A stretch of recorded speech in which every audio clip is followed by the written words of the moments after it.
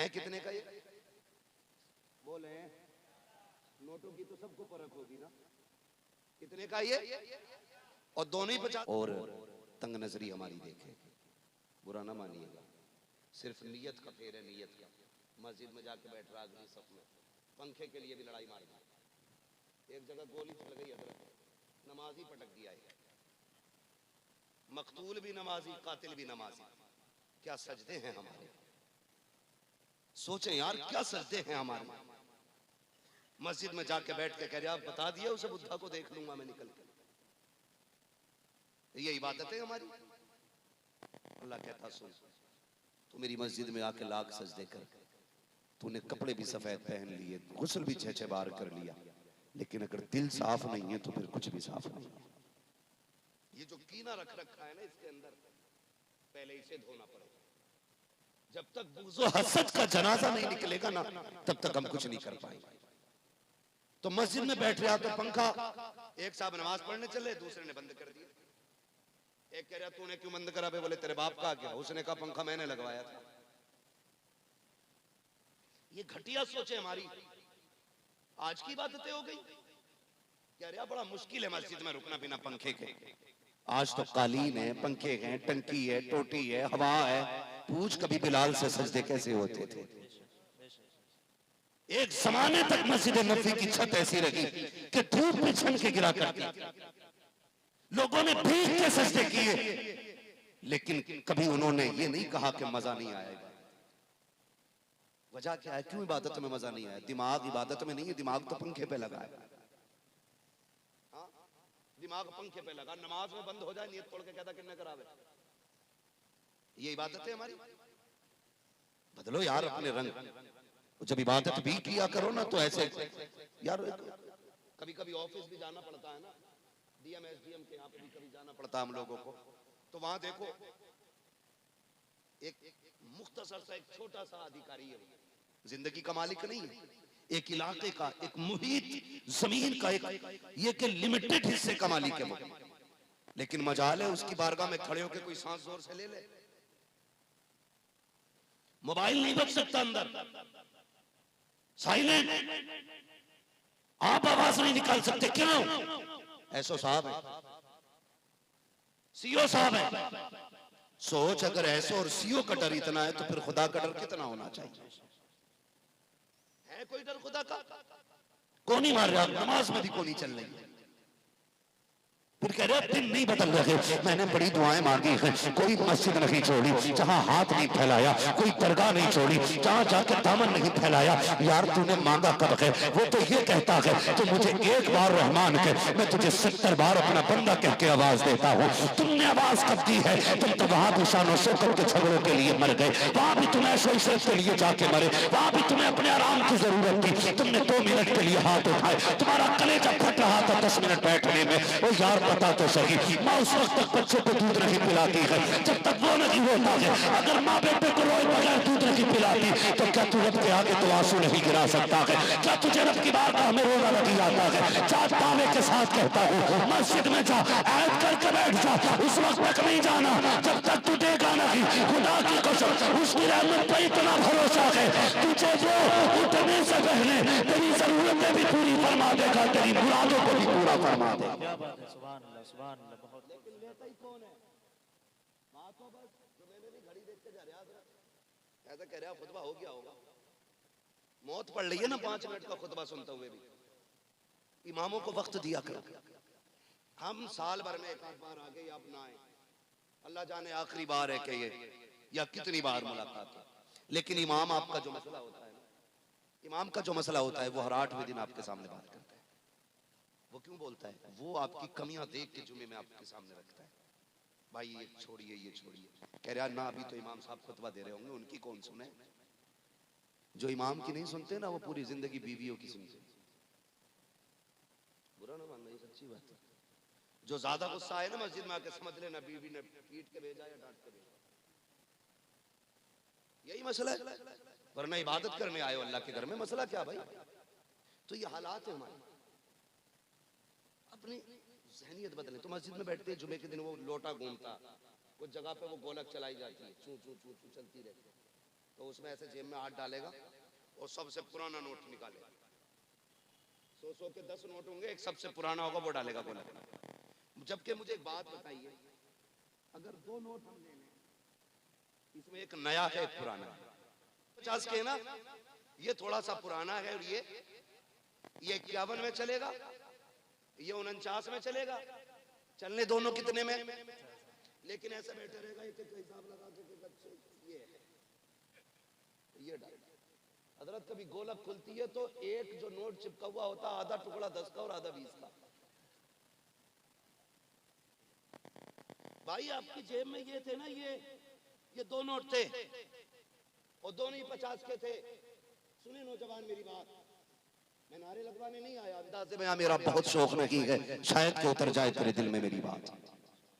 ये 2 नोट निकले, तुमने जब पुराना नोट निकाला, रब ने कहा फरिश्तों देखो तो सही, ये मेरे घर में बैठा है, मुझसे मोहब्बत का दावा करता है, जो देखने में घटिया है उसका इंतखाब मेरे लिए किया है, जो देखने में नया था उसको अपने लिए रख लिया है। बताओ इसकी मोहब्बत सच्ची है कि पक्की है, इसकी मोहब्बत कच्ची है कि पक्की है, बताओ तो सही। अब बताओ कि दुआएं मांगेगा, ये मुझसे सवाल करेगा, मुझे बताओ इसने काम कैसा किया है। जो गला सड़ा था वो मुझे दे के गया, जो साफ सुथरा था ये खुद लेके चला गया, जबकि उसने कुरान में कहा था लन तनालुल बिर्रा हत्ता तुनफिकू मिम्मा तुहिब्बून, तुम्हें उस वक्त तक कामयाबी नहीं मिलेगी जब तक अपनी महबूब से को अपने रब की बारगाह में ना दो। अगर तेरी जेब के अंदर सैकड़ों नोट भी थे तो सबसे नया नोट निकालता और खुदा की राह में देता, ताकि फरिश्ते कहते मुबारक हो तेरी मोहब्बत सच्ची हो गई है, जो अच्छा था वो खुदा को दे दिया है, जो घटिया था तूने अपने लिए रख लिया। नारे मसलके आला हजरत अल्लामा मुफ्ती हम्माद रज़ा साहब क़िबला जश्न दस्तारबंदी, नारे तकबीर, नारे रिसालत जिंदाबाद। सच्ची मोहब्बत करें अल्लाह से, और जो सच्ची मोहब्बत करता है अल्लाह फिर उसे देता है, अल्लाह उसे देता है। ये अक्सर भी मैंने देखा है, लोग उशर भी देते हैं ना, तो जिसमें सबसे ज्यादा गांठें होती है ना, वही वाला गेहूं मदरसे में जाकर प्योर वाला ना, प्योर वाला जो गेहूं है ना वो चक्की पे जाता है। अगर प्योर वाला आ गया और 2 क्विंटल आना किसी खेत से, वो देखता मट्टी कौन से में जाता है, यही दे दो उसे, सोचे जरा, अब तो बुरा ना मानिए। मैं अल्लाह का शुक्र है मैं सुन्नी बरेलवी हूं, मैं सिलसिलों का मुखालिफ नहीं, क्योंकि मैं भी किसी न किसी सिलसिले से जुड़ा हूं। मैं भी बुजुर्गों का एहतराम करता हूं, लेकिन बुजुर्गों ही का करता हूं, बुजुर्गों ही का करता हूं मैं। सुने, ये भी अभी एक जगह जाना हुआ, नाम नहीं लूंगा, राज खुलेगा किसी का, तो वहां बताया मदरसे वालों ने कि 4 महीने से मदरसे वालों की तनख्वाह नहीं गई है। अब चूंकि कारी नौशाद साहब सफर सब में रहते हैं, मजार मिल जाता, कहीं तो हाजिरी भी होती है, तो कुछ मजारों पे जाना हुआ, गोला कितनी ऊंची थी और इतनी मतलब उसकी चौड़ाई थी और इतनी लंबाई होती, ज्यादा ही होती इससे, उसमें इतने नोट थे कि लोग लकड़ियों से धकेल लेते, और शीशा लगा था उसमें, ऐसा नहीं कि काफुल मोटी नहीं घुसता, वो फुल भरी थी, है ना? कोई मसला तो नहीं भाई, अगर हो तो टेंशन नहीं है। पाए मुरा लंगने मुल्क खुदा तंगने, सूफी मुंशी तालिब मियां साहब क़िबला बैठे, अल्लाह का शुक्र है, अल्लाह ऐसे 4-5 सूफी और पैदा करे जो कौम को सही मंजिल की निशानदही करे। हजरत अक्सर मुझसे कहते हैं कि जब भी बोलना सच बोलना, बात कड़वी लगे या मीठी लगे कहना हक बात, और यही आदत हजरत की भी है। मैंने देखा बड़े बड़े जलसों में कभी कभी बड़ी बड़ी पगड़ी वालों पे भी ठंडा कर दिया, पगड़ी वालों के भी जोश करो, इसलिए कि लिमिट में मसला रहना चाहिए। तो होता क्या, तो उसमें ठूस रहे बोला। मैं उसे कुछ देर देखता रहा, मैंने कहा वाह क्या निजाम है लोगों का, किसी की तनख्वाहें पूरी नहीं हो रही है और कहीं नोट आ ही नहीं रहा। हमारी कौम गलती करती है, जहां जरूरत नहीं है वहां ठूस के देती है, और जहां जरूरत है वहां मांगने पे भी नहीं देती। पहले मदरसे बड़े शान से चलते थे हजरत, आप हमारे बुजुर्ग हैं, ये तमाम तर उलमा, मैं अपने एक तजर्बे की बात बता रहा हूँ। हमारे बचपन में मदरसे अच्छे चलते थे, जबकि कोई सरकारी मदद नहीं आती, आप ही लोगों के पैसे से चलता था मदरसा, लेकिन आज यही मदरसे परेशान हो गए। उसकी वजह क्या है जानते हैं? एक तो सबसे बड़ी वजह यह है कि पहले पीरों को सिर्फ नजराना दिया जाता था, अब तो उश्र भी पीर साहब ही ले जा रहे हैं, खैरात भी पीर साहब ही ले जा रहे हैं, कुर्बानी की खालें भी पीर साहब को ही जा रही हैं, फितरे का पैसा भी पीर साहब को ही जा रहा, ज़कात भी पीर साहब को जा रही है। मैं इस बात का इनकार नहीं करता भाई, मदरसे का जो हक है वो मदरसों को दो, पीरों के नाम अपनी जमीनें करा दो।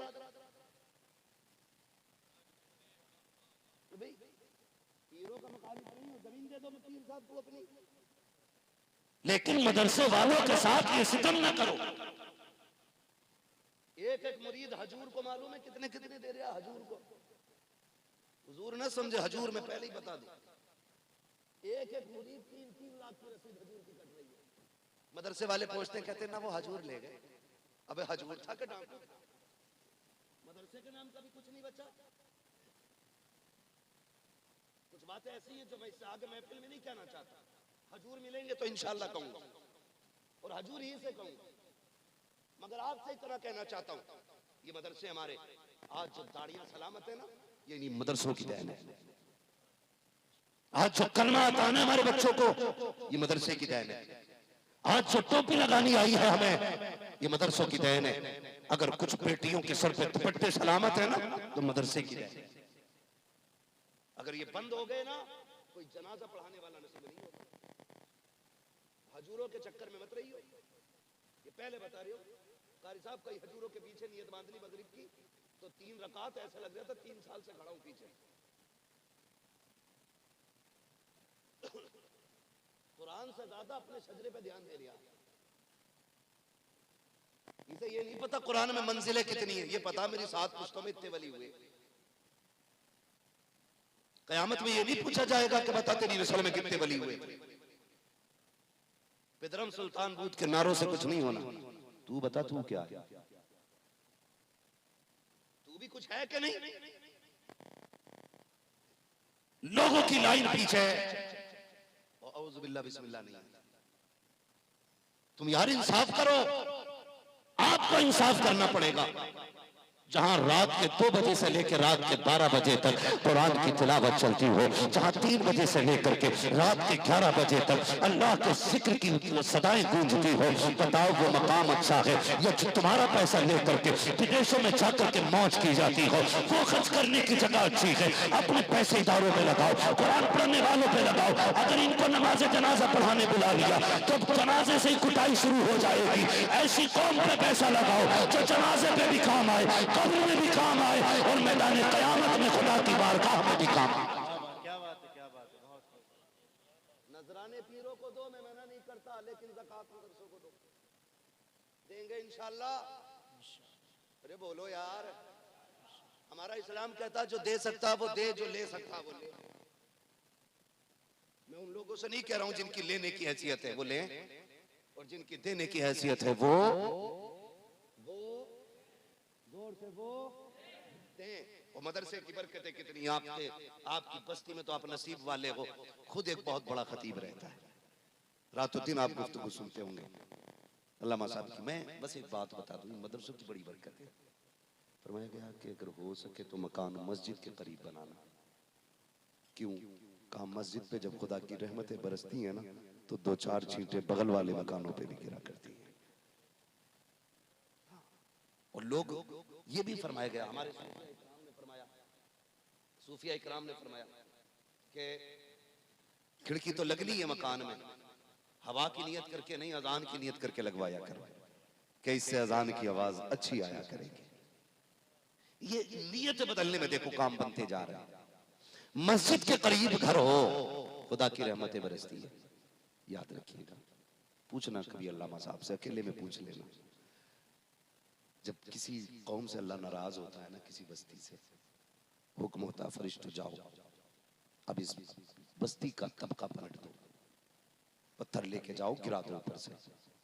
वो फरिश्ते चल के आते हैं, अभी बीच सफर में होते हैं, आवाज आती है ठहरो, पलट आओ।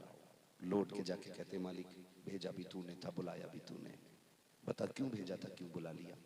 का गुनाह देखे तो गजब में था, तुम्हें भेजा, वो भी फैसला दुरुस्त है। लेकिन जब तुम चले हो, अभी जमीन पे छोटा सा बंदा मेरा 10 साल की उम्र हो, और वो मुसल्ला लेके कुरान लेके बैठ गया। उसने बिस्मिल्लाहिर्रहमानिर्रहीम पढ़ा, मेरी रहमत शबाब पे आ गई। मैंने फैसला कर लिया, जिस जमीन पे मुझे रहमान कहने वाला बंदा हो, मैं उस जमीन पे पत्थर नहीं गिराऊंगा। अगर एक बंदा बिस्मिल्लाह पढ़ दे, अल्लाह पूरी जमीन का अजाब उठा लेता है। पूछो इन उलमा से, सुबह से शाम तक कितनी बार बिस्मिल्लाह पढ़ी जाती है, कितनी बार कुरान पढ़ा जाता है, कितनी बार रब की कुरान की आयतों की तिलावत होती है। सोचो तो सही कितनी बरकतें आती होंगी। पहली जिम्मेदारी तो आप लोगों की है, जो आप मदरसे के करीब रहने वाले लोग हैं, जो इस बस्ती के रहने वाले लोग हैं, आपकी जिम्मेदारी बनती है मदरसों को इतना मजबूत कर दो, इतना मजबूत कर दो कि उलमा को सोचने का वक्त ना रखे। ये ना सोचे तनख्वाह किधर से आनी है, ये ना सोचे खर्चा किधर से होना है, बच्चे कहां से खाएंगे, कहां से पिएंगे। याद रखिएगा, ये कभी तुम्हारे दरवाजे पे नहीं आएंगे। अगर किसी के दरवाजे पर कोई आलिम पहुंच जाता है तो ये मत सोचना ये खुद चल के आया है। अपनी किस्मत पे नाज करना और ये सोचना आज मदीने वालों ने मुझे याद कर लिया है, आज उन्होंने मुझे याद किया है। भले जेब तेरी है लेकिन कब्जा मदीने वाले का है, दौलत तेरी है बिल्कियत मदीने वाले की है। अगर मदरसे का मामला हो जाए, आगे बढ़ के खर्च किया करो। आज उनके मेहमानों का भरम रख लो, कल क़यामत में मुस्तफा आपका भरम रख के दिखा। नारे तकबीर, नारे रिसालत, मसलक आला हज़रत अल्लामा मुफ्ती हम्माद रज़ा साहब क़िबला, जश्न दस्तारबंदी। नारे तकबीर, नारे रिसालत। बहुत करेंगे इंशाअल्लाह। ये जो मस्जिदों के झगड़े और बिरादरियों के झगड़े ना, उससे बेहतर ये अगर मुकाबला करना है तो फिर दीन के कामों में मुकाबला करें। किसी ने कहा है कि अगर कोई ये कहे कि 5 महीने की तनख्वाह मेरे जिम्मे, अगर है कोई मर्द तो फिर वो खड़े होके कह दिया कर साल भर की मेरे जिम्मे। यहाँ मजा आता है और यहाँ सवाब भी मिलता है, लेकिन यहाँ नहीं। यहाँ दिए प्रधान ने तो हिसाब लेने बब्बा ना रहे। हिसाब दो पिछले साल का रजिस्टर। मैं तो कहता हूं अगर हिसाब लेने आए उससे कहना चल पूरे साल का खर्चा तेरे जिम्मे, हिसाब हम दे रहे हैं। 10 रुपए दे के बंदा हिसाब लेता है। सुनो, हिसाब का एक दिन मुकर्रर है, हिसाब अल्लाह लेगा, आपसे भी, हमसे भी और सबसे। आज हम अपना काम करें, ये अपना काम करें, हिसाब उस दिन होना है। आप हिसाब में पढ़ेंगे तो मसला बेहिसाब हो जाएगा। तो ऐसे पीरों से बचे जो हर 3 महीने में घूमने आ रहे हैं और खाल भी ले जा रहे हैं। ऐसा पीर मिले तो अल्लाह तौफीक दे तो खाल का जुब्बा सिलवा दे। यही कहना मदरसे कंगाल कर दिए लोग। हाँ हजरत जी, तकलीफ हो रही है, गोलक भरी पड़ी है। नोटबंदी हुई ना, नोटबंदी, कई खानगाहों में गला सड़ा नोट निकला,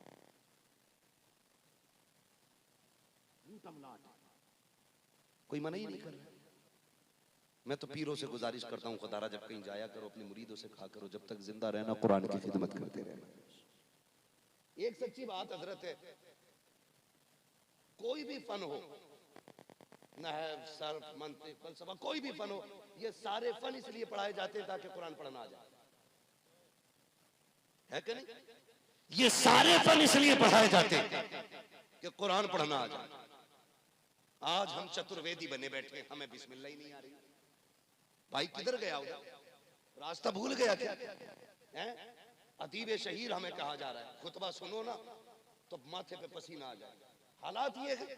और भाई असल कुरान है तो वक्त कुरान को दिया करो। हमने भी नाइंसाफी की है, जो आता है खतीब को पैसा देता है, जो आता है शायर को पैसा देता है। हमने निजाम बदल के रख दिया है। क्या कि अच्छा होता, जितने खतीब होने चाहिए, जितने नकीब हो, जितने शायर होने चाहिए, उतने की कारी होने चाहिए, उतने की ताली होनी चाहिए। और होना ये चाहिए, पहले तिलावत होनी चाहिए, फिर नात होनी चाहिए, फिर तकरीर होनी चाहिए, फिर तिलावत होनी चाहिए, फिर नात होनी चाहिए, फिर तकरीर होनी चाहिए। और कूट के पैसे देने वालों, जितना शोरा पे लुटाते हो, खुतबा पे लुटाते हो, उतना ही तिलावत करने वालों पे लुटाओ, ताकि बच्चों को पता चले सिर्फ तकरीर करने वाले को पैसा नहीं मिलता, नात पढ़ने वाले को पैसा नहीं मिलता। अगर कुरान पढ़ो तो कुरान पढ़ने वाले को भी पैसा मिला। गरीब तो हमने बनाया ना कुरान वालों को। बच्चा भी हिसाब लगा लेता, रमजान में एक ही बार मिलने 30 मिल जाए, 40 मिल जाए, उसके अलावा तो मिलना ही नहीं। शौक पैदा करो, कुरान की तिलावत की महफिलें रखा करो आप लोग, वरना कुरान के अंदर वो कमाल रखा है अल्लाह ने। अगर अच्छा कारी अच्छी आवाज में समंदर के किनारे पढ़ते खड़े होके तो लहरें रुक जाया करती। ये कुरान है। अगर यकीन ना हो तो पढ़ो तारीख। जब मेरा नबी कुरान पढ़ता था तो जो गालियां देते थे, बुरा भला कहते थे, वो छुप छुप के हुजूर की तिलावत सुना करते थे। ये भी तारीख है। पूरी काबीना बैठ जाती थी हुजूर के खिलाफ। अबू जहल, उतबा, शैबा बड़े बड़े बैठ जाते थे। ओ भाई उनकी बात नहीं सुननी। अबू जहल कहने लगा सुनो भाई एक चीज पर रोकथाम करो। कहा क्योंकि सुना है वो कुरान पढ़ते हैं तो हमारी पार्टी के लोग कुरान सुनने जा रहे हैं, रोको वरना उधर ही चले जाएंगे लोग। तो बड़े बड़े लोगों ने मशवरा किया कि हाँ किसी को नहीं जाने देंगे। लेकिन जब ईशा का वक्त आया महबूब ने कुरान पढ़ना शुरू किया तो जानते हो जिन्होंने पाबंदियां लगाई थी वही चेहरे छुपा के सारे कुरान सुन रहे थे। एक दूसरे को देख के भाग लगा दी और दोनों एक अबू जहल उतबा से छुप के भागा, उतबा शैबा से छुप के भागा, एक दूसरे से छुप के भाग रहे थे ये कहीं देख ना ले। लेकिन भागे ना तो एक साथ ही भागे और एक ही चौक में एक दूसरे से जाके मिल गए। किधर से आ रहा था? कहा नहीं बस यही था। कहा झूठ ना बोल, कभी वहां से कुरान सुन के नहीं आ रहा है? कहा मैंने भी तो तुझे देखा था, तू भी वही कुरान सुनने गया था। बातें होने लगी, यार तू भी गया था, तू भी गया था, बता गया क्यों था? अबू जहल ने कहा यार जब मोहम्मद कुरान पढ़ते हैं इतना प्यारा पढ़ते हैं कि तबीयत मानती नहीं है, कहीं भी हो खींच के उनकी तरफ चला जाना पड़ता। नारे तकबीर, नारे रिसालत, अज़मत कुरान, जश्न दस्तारबंदी। कड़वी सच्चाई है, हम कुरान की बरकतों से महरूम हो चुके हैं। लज्जत ही नहीं रहेगी हमारी समाज में क्योंकि हमने कुरान की बरकतें छोड़ दी।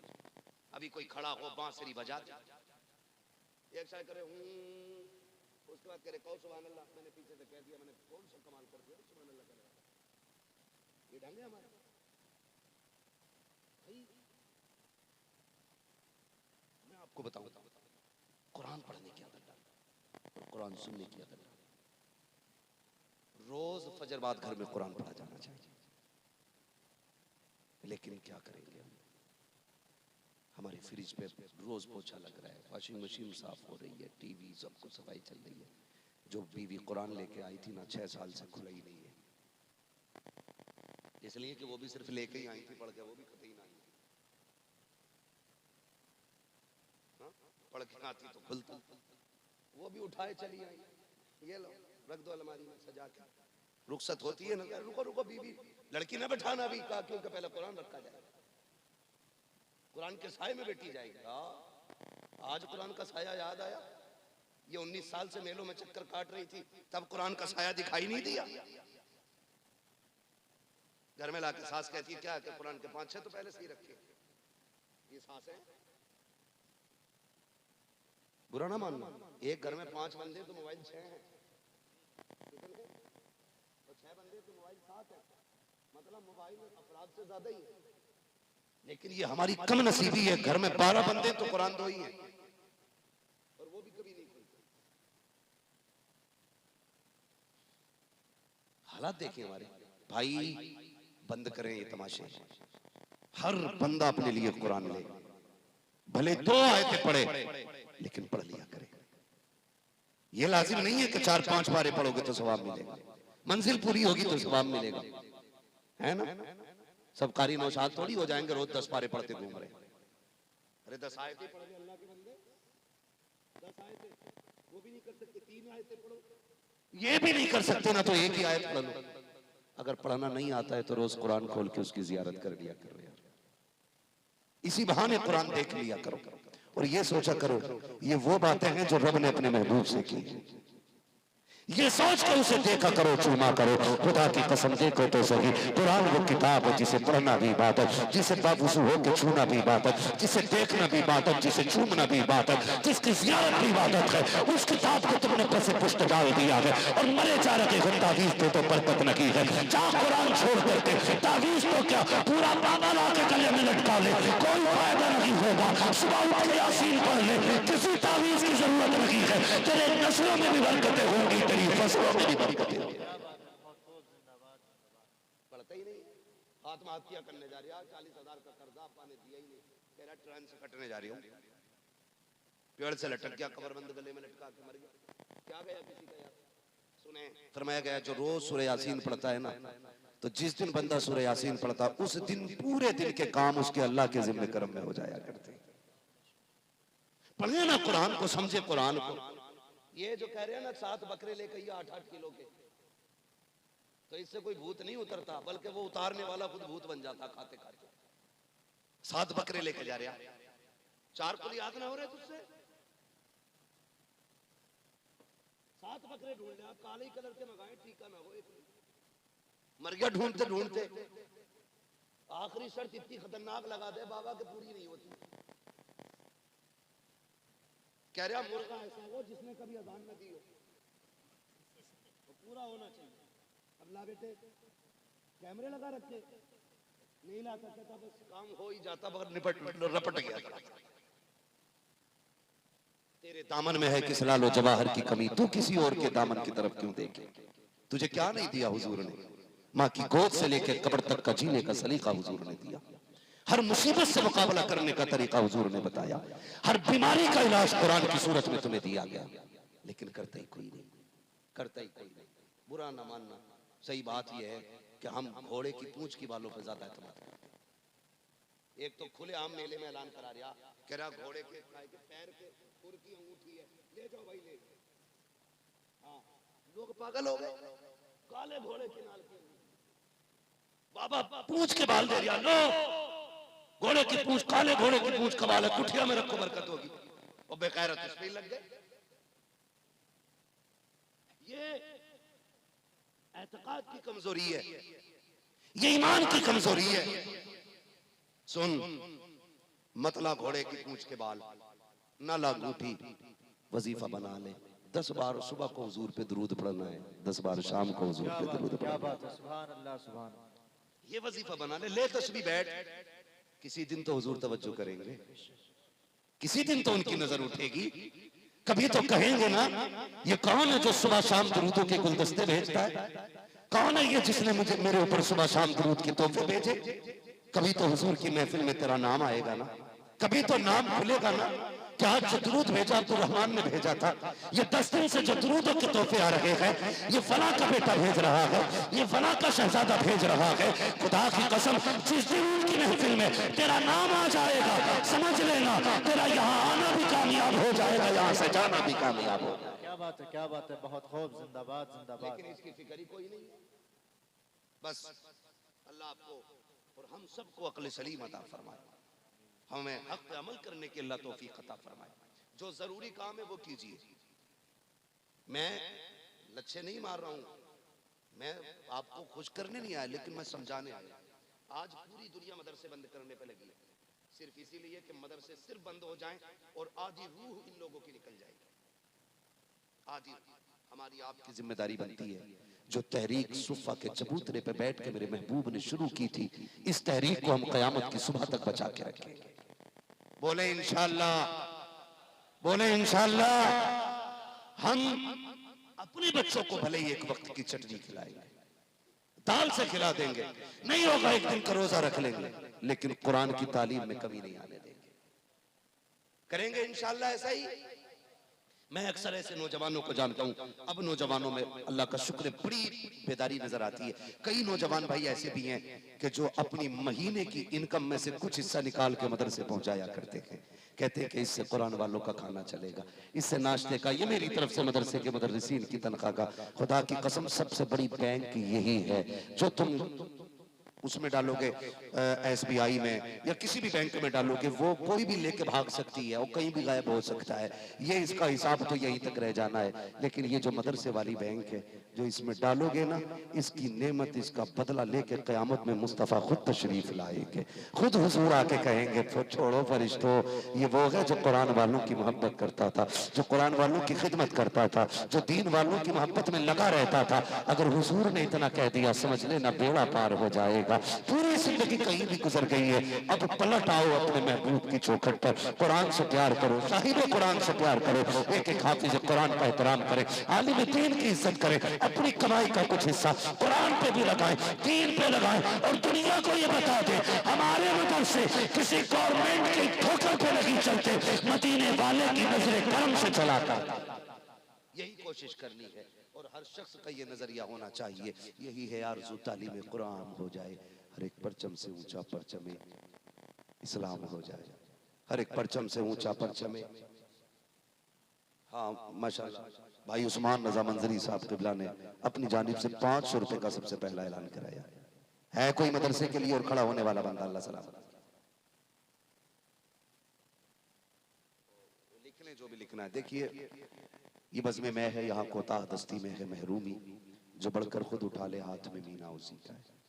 हम अपनी औलाद के लिए ना 4 मंजिल 5 मंजिल बनवा जाते हैं और वो उसी को बेच बेच के डांस करता है। कोई सोने के ताज नहीं पहनाएगा मरने के बाद, अपने जीते जी काम अच्छे कर लिए जाएं। हाँ हमारे उस्मान भाई ने 500 रुपए की ये तोहफा पेश किया मदरसे के लिए और हमारे क्या नाम है कामिल भाई की जानिब से 2100 रुपए मदरसे